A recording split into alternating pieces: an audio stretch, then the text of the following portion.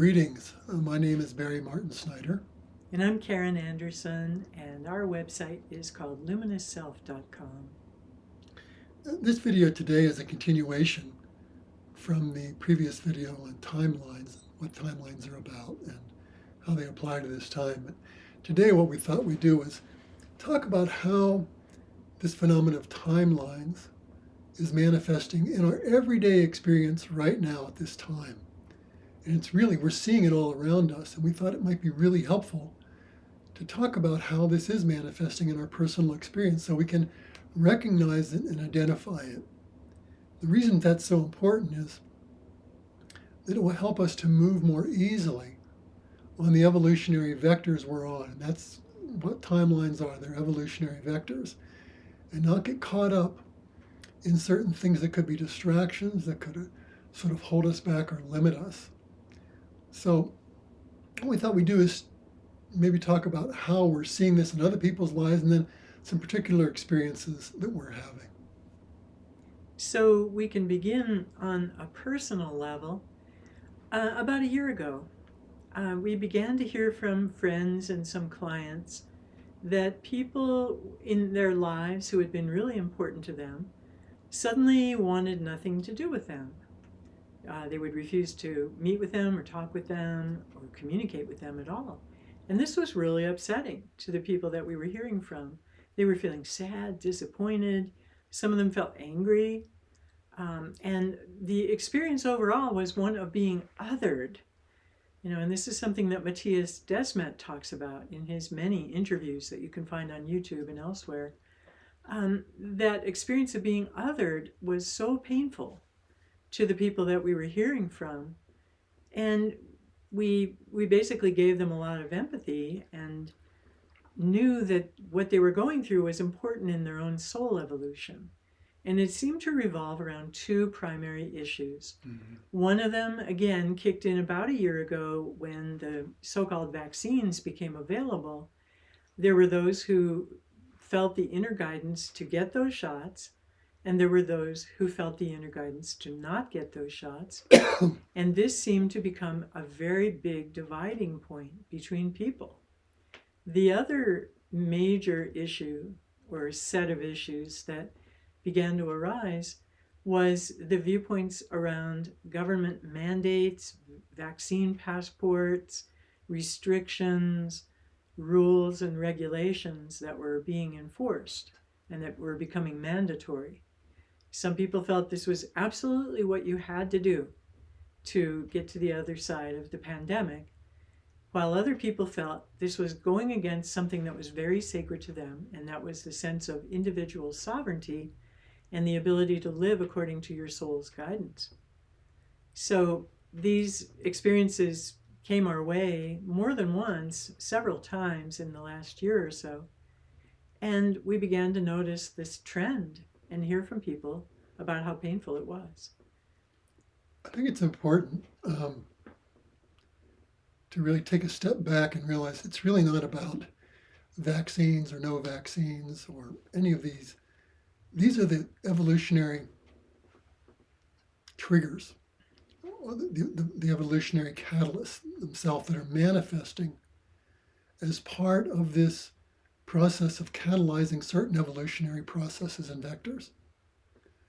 And not to get caught in these kind of dualistic things that are going on out there, them versus us and things. What they're doing is they're basically bringing to the surface things that were hidden deep within us. And I liken that word, the word apocalypse is so salient here. In Greek, what the apocalypse means is not necessarily catastrophe. It means to reveal what has been hidden. And that's what's happening as the light goes up on this planet and everything is speeding up. These things are what was hidden in the subconscious, both individually and collectively, is being pushed up out. As the light within us expands, these things that aren't who we are have to come up so they can be seen, felt, experienced, redeemed, and taken to another level, really to where our true self is more evident and radiant in our experience. So That's really what all this is about. And remembering that, I find that really important, not to get caught, in the shrubbery of what's going on, so to speak. So, yeah, it's looking at our own personal experiences, reactions, emotional content, any way that we are judging or feeling that we're being judged. But then we can transcend that level and begin to look at everything that's going on from that larger evolutionary perspective that Barry was talking about in the first video in this series about timelines. So that any time we've been traveling along with somebody for years or decades, possibly even lifetimes, and then we find ourselves diverging, and suddenly we don't seem to be tracking in a parallel way at all, we can probably guess or surmise that there's a timeline issue going on there. I think it might be really good to give a personal example we've had of a person who is and will always be a good friend. I'm not going to change that, but this might help ground this, get it out of the conceptual realm into an experience that we've had that we could share with you, and it might resonate with your experience. This is somebody that I shared what I would call a close friendship with for several years. And we shared on all kinds of levels. We shared spiritually, emotionally, what was happening in our lives, the things we were enjoying, the challenges we were having. And it seemed as if we were definitely on a very similar timeline. There was a lot of overlap and a lot of ability to empathize with each other. And then that began to change, as so many people are experiencing in the last year or two. So the first issue that came up was that this friend felt guided to get the shots for COVID, and Barry and I did not. And that wasn't an issue between us. We knew about this for a long time, and we really just didn't really discuss it. But we knew that that was there. It didn't seem to be an issue between us. But the thing that brought everything to a head was the trucker convoy in Canada, which I was watching with a lot of amazement, because for me, this really brought back memories of protesting the Vietnam War when I was in college, and things like a candlelit walk through the city where I lived with about 100,000 other people, all silently saying, war is unacceptable.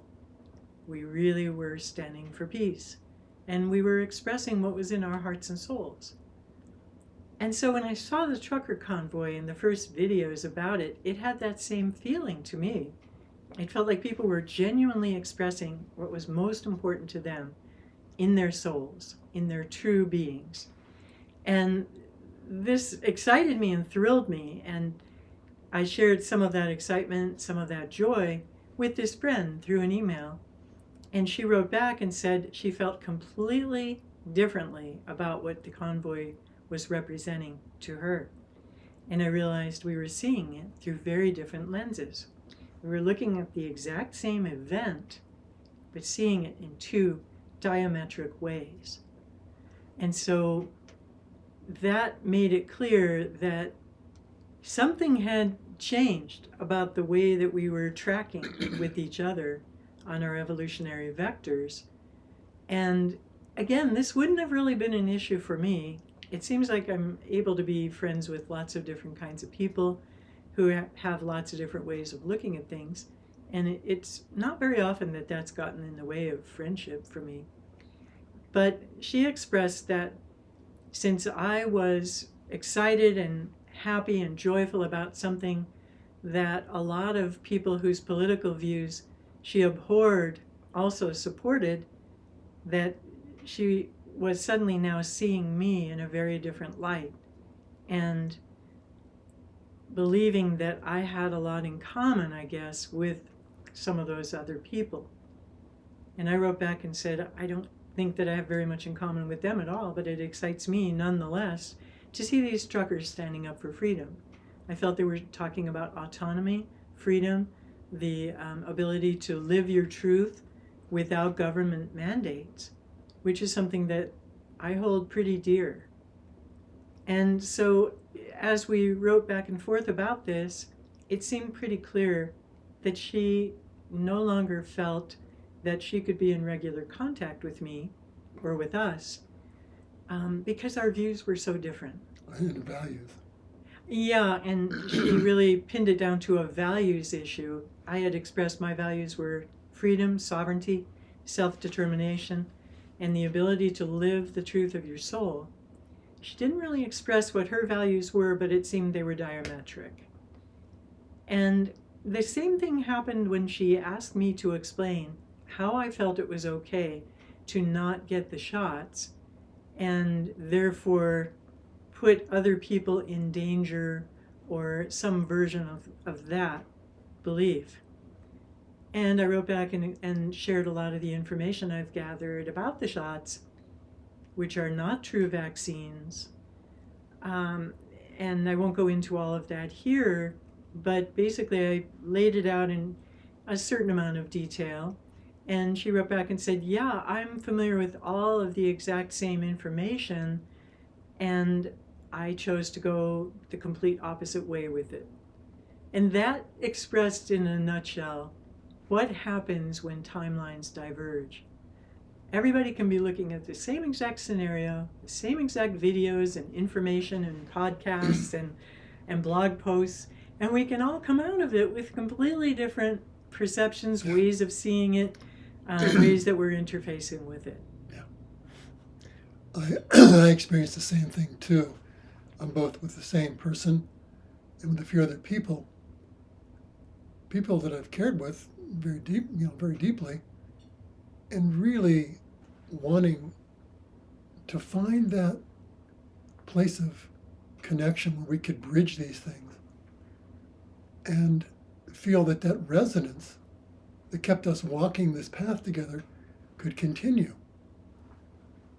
I spent a lot of time with on the inner planes with looking at all this.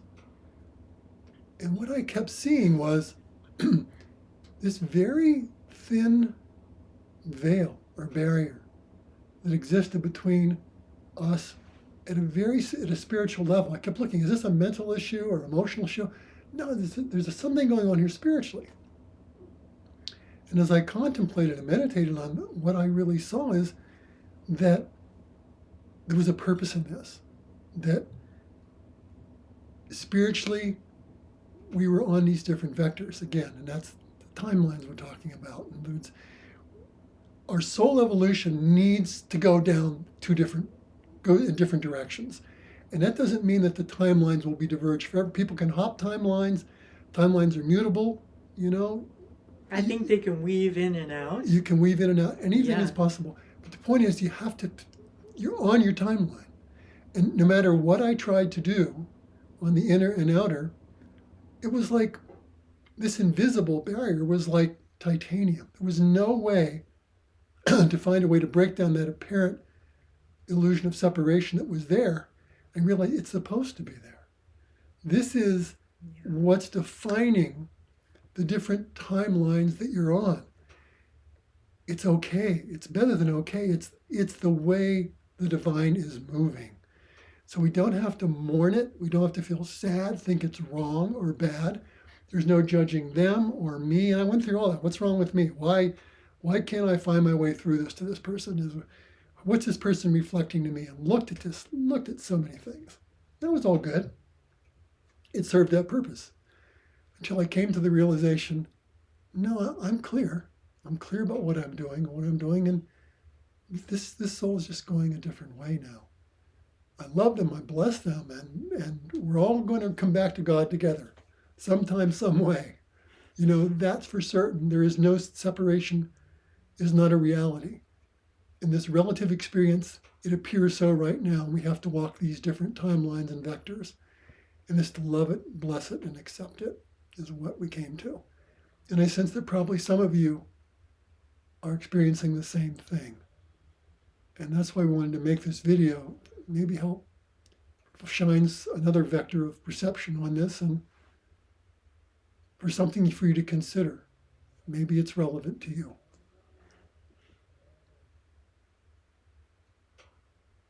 And if it is, please let us know in the comments below. Please Yeah, we'd share, really like to hear your please share your experiences with this. experiences. Because with other friends, we found that we may have had diverging views on whether or not to get the shots. Our guidance might have been completely opposite. And we always just assumed that was because those were the life experiences we all were here to have. And it hasn't gotten in the way of our friendship at all. Yeah. So I was definitely hoping that that could be the case with this friend. But clearly, she was very uncomfortable with the fact that I saw things so differently as she observed it. And so we never know. I just assume that the people that I'm able to continue on with are still on my timeline, and I enjoy it as long as that lasts. Maybe it will last all the way home. You never know. And another interesting thing that's happened is people that we had very little in common with, especially politically or socially, even medically, in the past, now seem to be in the same camp. And so there's more bridging with some people than there was in the past, more division lines that are being breached. Is that the right word? That are being crossed, that are being dissolved, basically. So there's more of a feeling of oneness and traveling along a similar pathway with some people than there was before. And with others, there's a sense of going apart, of that diverging feeling of timelines separating. So again, it's not about the issues themselves. It's not about whether you're for vaccinations or against them, or you have a liberal or conservative, viewpoint or identity. Matter of fact, it's ultimately about transcending all those.